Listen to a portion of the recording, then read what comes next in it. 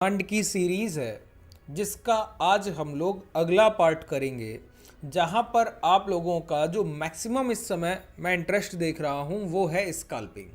ठीक है, स्काल्पिंग को लेकर मेरे पास बहुत रिक्वेस्ट है कि स्काल्पर्स के लिए क्या होना चाहिए, स्काल्पिंग जब करनी हो तो प्राइस को कैसे ट्रेड करते हैं और स्काल्पिंग के रूल्स क्या हैं और क्या क्या चीज़ें हमको ध्यान रखनी होती हैं जब हम स्काल्पिंग कर रहे होते हैं और स्काल्पिंग का अर्थ क्या होता है। समझिए, एक एक पॉइंट को मैं क्लियर करूंगा और एक सेटअप मैं आपको बताऊंगा जो पूरी तरीके से इस बाजार को लेकर बेनिफिशियल है।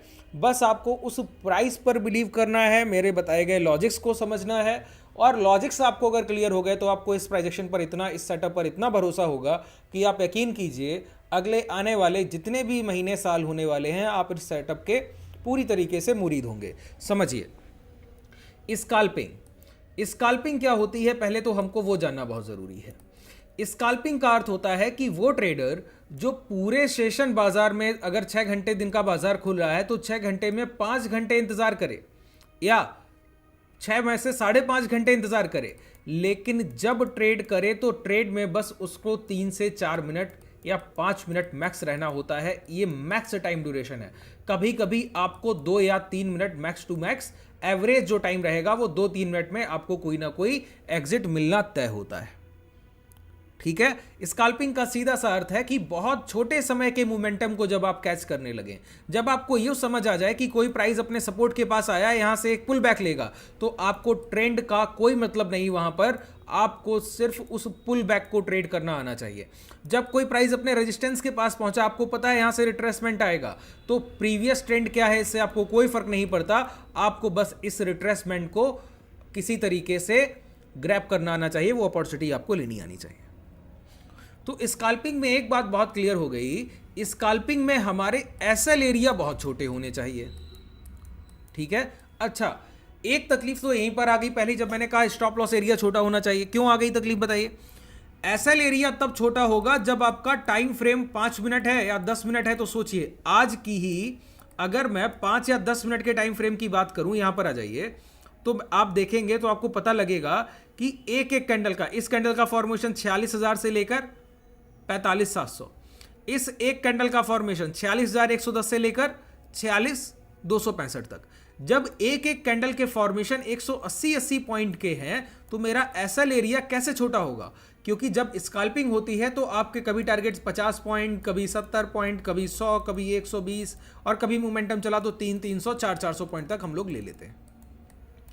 तो स्काल्पिंग में इतना बड़ा स्टॉप लॉस तो हम लोग नहीं ले सकते। तो पहला काम जो हमको करना होगा यहां पर, पहला काम क्या है कि टाइम फ्रेम का डिसाइड करना कि हमको स्काल्पिंग के लिए किस टाइम फ्रेम को ट्रेड करना है। देखिए, स्काल्पर का अगर आप कोई मुझसे समानार्थी शब्द पूछेंगे, सिनोनियम, तो मैं आपको बस एक बात बोलूंगा, स्काल्पर सर चोर होता है। ध्यान से सुन लीजिए, देखिए स्काल्पर क्या होता है? चोर होता है। वो बाजार में से पैसा लेकर भाग जाता है, रुकता नहीं है। आपको पैसा मिला, तुरंत बाहर निकलिए, पोजीशन एग्जीक्यूट हुआ, प्रॉफिट में आया, एग्जिट, पोजीशन एग्जीक्यूट हुआ, प्रॉफिट में आया, एग्जिट। बहुत देर किसी भी हाल में किसी भी पोजीशन में हम इंतजार नहीं कर सकते। ये स्काल्पर का काम है। अब स्काल्पिंग के लिए हमको एग्जैक्ट एंट्री पॉइंट, देखिए जब बैंक निफ्टी का इंडेक्स एक कैंडल 300 पॉइंट के बना रहा हो, ऐसे समय में 5 मिनट में 300 पॉइंट का जिस प्राइस में मोमेंटम आ रहा हो, ऐसे प्राइस में 40-50 पॉइंट्स के एसएल प्लान करना। इंडेक्स में जब आप स्ट्राइक प्राइस कॉल या पुट बाई करेंगे इसके अकॉर्डिंग, तो वो एसएल आपका 5 पॉइंट, 8 पॉइंट या मैक्स टू मैक्स 10 पॉइंट, इससे बड़ा स्टॉप लॉस नहीं होता है। उसके अगेंस्ट में टारगेट आपको कभी 30 पॉइंट मिल गया, कभी 40, कभी 50 ऐसे मिलता है। ठीक है, तो हमको क्या करना है कि इतने छोटे स्टॉप लॉस के साथ काम करना है। 40-50 पॉइंट, ये भी ज्यादा बोल रहा हूं, कभी कभी 20-20 पॉइंट का बैंक निफ्टी में स्टॉप लॉस जाएगा। और जब इतना छोटा आपका एसएल एरिया होगा तो उसके लिए एक चीज बहुत जरूरी हो जाती है, क्या? कि वो जो एसएल एरिया तभी छोटा हो सकता है जब आपकी एंट्री परफेक्ट हो, जब आप बिल्कुल प्राइस को उसके टॉप पर पकड़ लें या जहां से मोमेंटम की शुरुआत हो वहां पकड़ लें या बॉटम पे पकड़ लें, तभी एसएल एरिया छोटा होगा। उसके अलावा तो कोई कारण है नहीं। तो हमको एक ऐसा प्राइजेक्शन सेटअप चाहिए जहां पर स्टॉप लॉस एरिया को बहुत छोटा रखा जा सके, हमारी एंट्रीज लगभग परफेक्ट हो कि जहां एंटर करें वहीं से प्राइस का मोमेंटम की शुरुआत हो जाए। ठीक है, और टारगेट एसएल के अकॉर्डिंग 1:4। ध्यान रखिए, मैं 1:2 की बात नहीं कर रहा हूं। आप स्काल्पर है सर, स्काल्पर का काम है कि 1 रुपए का मुनाफा, 1 रुपए का रिस्क कहीं ले रहा है तो कम से कम 4 रुपए कमाएगा, इससे पहले तो मानेगा नहीं। क्यों? वो 1 रुपए का रिस्क बहुत छोटा लेता है। 20-25 पॉइंट का रिस्क लिया, 80-90 पॉइंट 100 पॉइंट मिले तुरंत बाहर, तो 4-5 गुना तुरंत मिलता है। ठीक है, तो देखिए इसके लिए सबसे पहला जो हमको काम करना होगा, उसके लिए हमको अपने टाइम फ्रेम को बहुत अकॉर्डिंगली डिसाइड करना होता है। देखिए मैं पर्सनली आपको बताऊं तो अगर आप 30 सेकंड का टाइम फ्रेम यूज करें, क्या कह रहा हूं, 30 second time frame. 30 second time frame क्या होता है समझिए, यहां पर ये मैं आया और यहां पर देखिए ये सेकंड्स लिखे हैं, मैंने 30 सेकंड के टाइम फ्रेम पर क्लिक किया। अच्छा, अब कुछ लोग बोलेंगे कि मेरे जो भी मैं चार्ट यूज कर रहा हूं ट्रेडिंग व्यू का, उसमें 30 मिनट के टाइम फ्रेम का ऑप्शन ही नहीं है।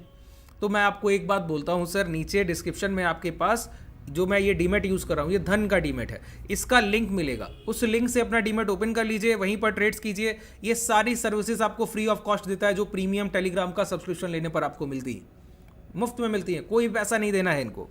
ठीक है, तो यहां पर आपको 30 सेकंड का विकल्प भी ऑप्शन भी मिलेगा, 15 सेकंड का भी मिलता है, 5 सेकंड का भी। अब देखिए जितना छोटा टाइम फ्रेम होता है बाजार में, उतने ज्यादा हमारे चांसेस होते हैं किसके, एसएल हंटिंग के। स्टॉप लॉस हंटिंग जरूर होगी, जितना छोटा टाइम फ्रेम हो जाएगा उतनी छोटी एसएल हंटिंग अब होती रहेगी। देखिए पहली चीज हमको डिसाइड करनी है कि इतने छोटे टाइम फ्रेम पर बिलीव कैसे किया जाए, भरोसा कैसे किया जाए। तो मैं भरोसा करता हूं छोटे टाइम फ्रेम पर नहीं, मैं भरोसा करता हूं प्राइस के खरीदने बायर और बेचने वाले सेलर के औसत प्राइस पर। देखिए ध्यान से सुनिए, यहां पर हमको कुछ एवरेजेस को इंप्लीमेंट करना होगा। मैं क्या बोलता हूं कि किसी भी प्राइस में जब आप ट्रेड करें तो आपके लिए जो इनिशियल लेवल पर सबसे महत्वपूर्ण चीज है वो पता है क्या है, लास्ट के आधे घंटे के प्राइस का मोमेंटम, उसका स्ट्रक्चर और उसका औसत। 3 का आंकड़ा बहुत महत्वपूर्ण होता है, मैंने कई बार आपको बताया। 30 का आंकड़ा, 3 का आंकड़ा, पिछले 3 दिन का प्राइस एक्शन जैसा हुआ होगा वही प्राइस कहीं ना कहीं आज के सेशन को रिपीट करते हुए आगे बढ़ता है, बताया ना, वही सेटअप्स बन रहे होंगे, वही प्राइस खुद को रिपीट कर रहा होगा।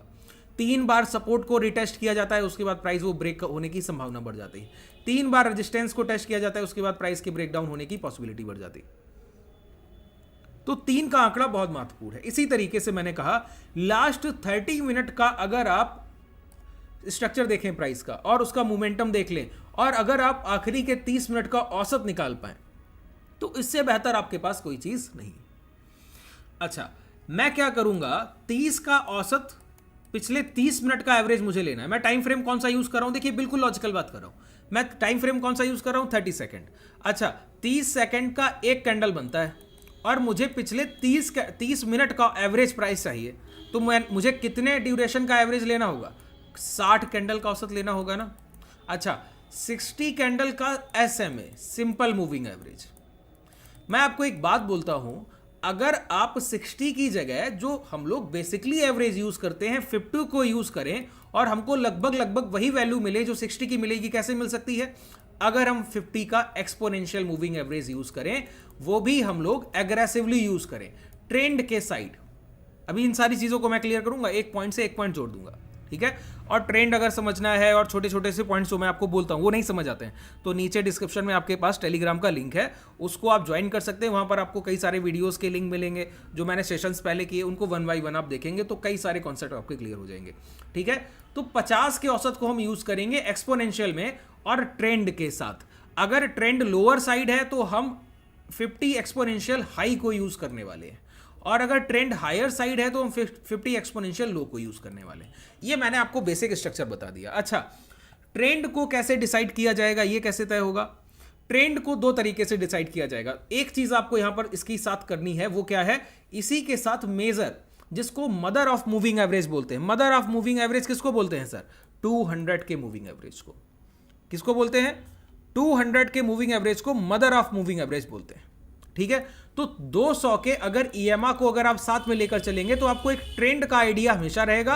अगर प्राइस 200 के EMA हाई के नीचे ट्रेड कर रहा है तो शॉर्ट करना है, EMA लो के ऊपर ट्रेड कर रहा है तो लॉन्ग कर रहा है, लेकिन ये हमको डिसाइड करना होगा एक्सपोनेंशियल हाई रखना है या एक्सपोनेंशियल लो, ये पहले समझ लेते हैं। देखिए, हम लोग 30 सेकंड के टाइम फ्रेम को ट्रेड कर रहे हैं और हम लोग हैं स्काल्पर। इस कालकर का मतलब हुआ कि जो प्राइस में प्रीवियस ट्रेंड है उससे हमको कोई फर्क नहीं पड़ता, हम चोर हैं, बीच में जो पैसा मिलेगा उसको काट कर भागेंगे। तो स्कैल्पिंग मात्र एक बाजार में ऐसी टेक्निक हुई जहां पर प्रीवियस ट्रेंड का बहुत फर्क नहीं पड़ रहा है, बस मोमेंटम का फर्क पड़ रहा है कि मोमेंटम है किस साइड। अच्छा, मोमेंटम कैसे तय होता है जरा ये समझिए, ध्यान से सुनिएगा, एक एक पॉइंट को मैं अब क्लियर करूंगा। देखिए, कोई प्राइस 46,000 और 45,800 इस 200 पॉइंट के जोन में ट्रेड कर रहा है, ठीक है, और ये 5 मिनट के टाइम फ्रेम में आपने आइडेंटिफाई किया कि प्राइस एक जोन को ट्रेड कर रहा है। ये साइडवेज मार्केट है, 200 पॉइंट का जोन है। अगर इसी जोन में 30 मिनट के टाइम फ्रेम को आप यूज करें और जब प्राइस लो के पास पहुंचे और वहां से टर्न अराउंड होने लगे, इसका मतलब है सपोर्ट के पास से प्राइस टर्न अराउंड हो रहा है। तो 30 सेकंड के टाइम फ्रेम पर ये 200 पॉइंट का मोमेंटम हमारे लिए एक बड़ा मोमेंटम है कि नहीं है, जब हमारा एसएल एरिया छोटा है कि नहीं। तो एक साइडवेज मार्केट में भी हम लोग मोमेंटम ट्रेड को एग्जीक्यूट कर सकते हैं। ये संभव है स्कैल्पर के लिए और किसी के लिए नहीं, ना स्विंग ट्रेडर के लिए, ना पोजिशनल ट्रेडर, किसी के लिए पॉसिबल नहीं, ठीक है। इसी तरीके से कोई प्राइस, अब ये जो मोमेंटम है इसको हम कैच कैसे करते हैं। देखिए, प्राइस नीचे आया होगा, ऊपर जा रहा होगा, फिर नीचे आएगा, ये है तो basically choppy market, sideways market है। लेकिन 30 सेकंड के टाइम फ्रेम पे आपको समझ में आता है कि ये एक इनिशियल मोमेंटम 200 पॉइंट का मोमेंटम भी अगर छोटे टाइम फ्रेम पर जाकर ट्रेड किया जाए तो ट्रेडेबल है, क्योंकि हमारा 20, 25, 30 पॉइंट का एसएल होगा यहाँ पर, और टारगेट अगर दे गया तो 100 पॉइंट दे जाएगा, 200 पॉइंट रेजिस्टेंस तक पहुंचने से पहले पहले दे जाएगा, इतना दूर तक तो होल्ड भी नहीं करना है। तो हमको यहां पर कमांड करनी होगी। देखिए, हमको बस 2 चीजों का ध्यान रखना है। कोई प्राइस अगर हायर हाइस के फॉर्मेशन कर रहा है, हायर हाइस का फॉर्मेशन कि प्राइस 100 से 101 गया और 101 रुपया, 100 रुपया 80 पैसे तक आया और 101 को ब्रेक कर दिया, अब हमको बस 50 MLO यूज करना, कुछ नहीं सोचना है प्रीवियस ट्रेंड क्या था, मोमेंटम क्या चल रहा था, कुछ भी नहीं सोचना है। एक बार प्राइस ने अपना प्रीवियस हाई ब्रेक किया, अब हमको 50 एक्सपोनेंशियल लो को यूज करना है लॉन्ग करने के लिए। बात क्लियर हो गई। इसी तरीके से अब ये प्राइस इस तरीके से चलता रहा, ठीक है, हायर हाइज, हर बार एक हाई को ब्रेक करके नया हाई बन रहा है, हर हाई को ब्रेक करके नया हाई बन रहा है। इसके बाद प्राइस पलटता है, टर्न अराउंड होता है, अब ये लोअर लोज के फॉर्मेशन की तरफ बढ़ रहा है। लोअर लोज के फॉर्मेशन इन द सेंस कि प्राइस यहां से नीचे आया लोअर लेवल की तरफ और एक लो लगाया, फिर ऊपर गया तो हाई को लास्ट तो ब्रेक नहीं किया, लेकिन लास्ट लो को ब्रेक कर दिया। अब तुरंत हम लोग शिफ्ट हो जाएंगे 50 EMA हाई की तरफ, 50 EMA हाई। अब हर बार हमको शॉर्ट सेलिंग की कोशिश करनी है। क्या करना है? शॉर्ट सेलिंग की कोशिश करनी है। जितनी बार प्राइस पुल बैक करके नीचे आए, लास्ट स्विंग हाई ब्रेक ना हो और नीचे आए, तो पुल बैक से जहां से लौटेगा शॉर्ट, जहां से लौटेगा शॉर्ट, जहां से लौटेगा शॉर्ट। देखिए, ये प्राइस किसी बड़े टाइम फ्रेम पर एक चॉपी मार्केट को दर्शा रहा होगा, लेकिन 2 मिनट के टाइम फ्रेम पर मोमेंटम कभी खत्म ही नहीं होता है। 30 सेकंड के टाइम फ्रेम पर कभी प्राइस ऐसे दिखेगा ही नहीं आपको। इस तरीके की कैंडल स्टिक्स बहुत देर तक बन गई हूं, बहुत बनेंगी तो 10 से 12 कैंडल, मतलब 5 से 7 मिनट। बहुत देर बनेंगी तो मैं कहता हूं 20 मिनट। 20 मिनट का मतलब हो गया 40 कैंडल। 40 कैंडल का कंसोलिडेशन बहुत बड़ा कंसोलिडेशन होता है 30 सेकंड के टाइम फ्रेम के लिए। रेयर केस है कहीं देखने को मिले। तो हमको हमेशा कोई ना कोई फर्दर ट्रेंड एक मिल ही रहा होगा जिसमें प्रीवियस ट्रेंड को हमको कोई वरीयता नहीं देनी। जिधर प्राइस ने हाई ब्रेक किए या लो ब्रेक किए, अगर हाई ब्रेक कर बढ़ रहा है तो 50 EMA लो, और लो ब्रेक कर बढ़ रहा है तो 50 EMA हाई। बस इतना ध्यान रखना है। जैसे अब चलते हैं प्राइस पर, ठीक है। अब देखिए प्राइस ने क्या किया, ये हायर हाइस का फॉर्मेशन है। देखिए हायर हाइस का फॉर्मेशन है, ठीक है। तो यहां पर क्या यूज होना चाहिए था? 50 EMA लो। अब ये लोअर लोस का फॉर्मेशन है। आज मैं इसका एक कॉन्सेप्ट बता पा रहा हूं। अभी 200 के मूविंग एवरेज को भी इसमें ट्रेड करते हैं साथ में, दोनों को कॉम्बिनेशन है ये। तो 200 के मूविंग एवरेज को हम लोग लगाएंगे तो, लेकिन ट्रेड करना दोनों एवरेजेस को एक साथ कल के सेशन में सीखेंगे। आप लोग बताइएगा, इससे आपको कल बेनिफिट होना चाहिए। कल लाइव मार्केट में जाकर इसको लाइव टेस्ट कीजिए। मैं नहीं बोलता बैक टेस्ट कीजिए। हिस्टोरिकल डेटा चेक करेंगे तो सिर्फ डाटा मिलेगा, रियल लर्निंग नहीं। लाइव मार्केट में जाकर चेक करेंगे तो आपको रियल लर्निंग मिलेगी और प्रैक्टिकल मार्केट में कैसे काम कर रहा है वो आपको पता लगेगा, ठीक है। तो 200 के साथ भी इसको उपयोग करते हैं। अगर मैं दोनों को एक साथ बताने लगा तो कॉम्प्लिकेटेड हो जाएगा। तो पहले मैं क्या करूंगा, मूविंग एवरेज को प्लॉट करूंगा।